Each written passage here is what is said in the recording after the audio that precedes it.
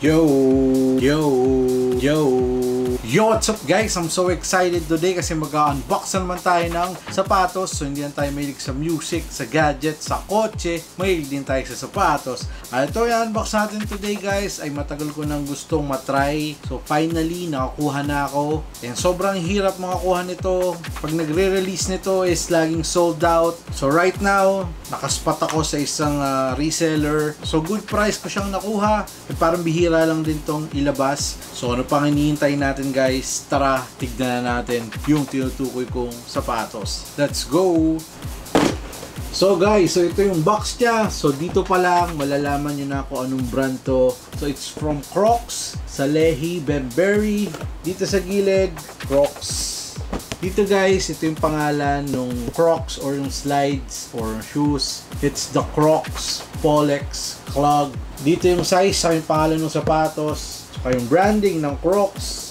Sa ilalim, nating special. At sa taas guys.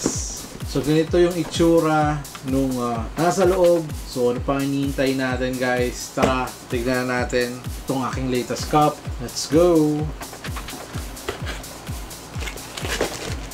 So meron siyang paper. Ito siya guys. And then yung Crocs. Look! Nice! Astig yung design eh, no? So guys, so this is the Crocs Polex Clog in Niagara colorway by Salehe Bembury. Look! Astig. Kaan? So guys, so ito yung aking latest cup, si Crocs Polex Clog by Salehe Bembury. So ang SRP niya, I think it's $85. So nung nire-release siya sa Commonwealth, nakita ko around mga 7,000 pesos siya. And mabibili niyo siya guys ngayon ng ganong price. And actually parang may resale value din siya. Minsan around 8 to 8.5 to hanggang 10. Depende sa size. And yung ibang colorways ito guys is mataas talaga yung price. So matagal ko nang gustong makakuha nito guys. And finally, nasa kamay ko na si Crocs by Salehe Bembury. Sinukat ko siya guys. Sobrang komportable. And parang kaparehas din siya nung mga classic clog ng Crocs. So like this one, so Kobe, magkalapit yung bigat niya, pero parang mas magaan tong mga classic clogs. So dito guys, feel ko na parang medyo mainit siya kahit marami siyang butas. And parang iba yung feel ko naman dito sa Crocs Polex Clog. And sobrang ganda ng design, sobrang astig para sa akin. So ang design daw nito is from fingerprint ni Salehe Bembury. So kung napapansin nyo kanina sa box,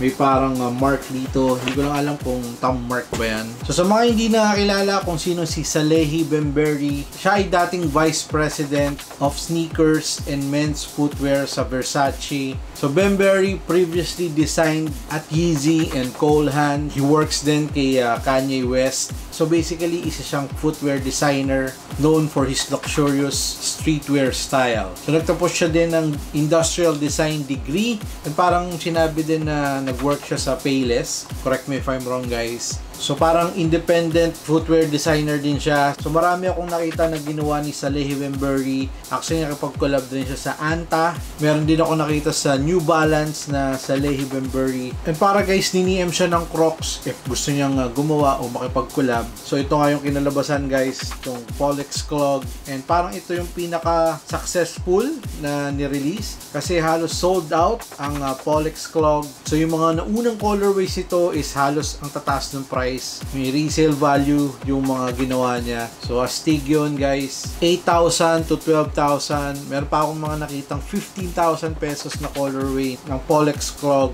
Para yung mga kulay ng mga clogs ni Salehe Bembury is basic colors lang. Like this one, gray, tapos green, white, may parang light pink, ganun. So may nakita ako lately na suot ni Salehe Bembury. Actually nung kasama niya ata si Big Boy Cheng, parang may mga design tong Polex Clog niya. So, hindi pa ata yung nire-release. So, baka soon i-release yun worldwide. So, abangan natin yung mga future releases ni Salehi Bembury. And alam ko guys, meron siyang tiyata yung sariling brand, which is called Sponge, na siya ang founder and creative director on top of juggling his numerous collaborations guys. So, para medyo kakaiba rin yung naiisip ni Salehi Bembury. So, grabe yung thinking niya, or para sa akin, art or masterpiece yung ginagawa niya talaga, lalo na pagdating sa mga design ng sapatos. So kung i-rate ko to guys, for me it's 9.5 out of 10. From the looks guys, yung design, grabe,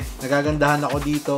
And yung comfort niya guys, 10 out of 10 siya para sa akin. And sana marami pa rin colorways ang i-release dito. Like I said, yung parang ibang kulay itong upper. So parang naging two-tone yung kulay niya. Siguro isa to sa mga best purchase ko ngayong 2023. Nagustuhan ko talaga siya, and madali siyang bagayan, madali siyang suotin. Pag naka-shorts kayo or naka-pants man, walang problema. I think pwede rin itong mabasa. So pwede parang nakaganito guys, parang chinelas, or kung gusto nyo medyo mas secure yung fit, siguro nakaganito yung Velcro strap guys. So guys, ito yung aking foam runners. Sa tingin nyo guys, ano yung mas maganda, foam runners or Pollex Clogman? Pareho silang komportable guys, parehong masarap sa paa, and halos parehas din sila ng price no? Sa mga foam runners, around mga 6,500 to 10,000. So depende sa colorway. Kung ako tatanungin guys, ang hirap mamili sa dalawang to, kasi ito talaga yung mga komportabling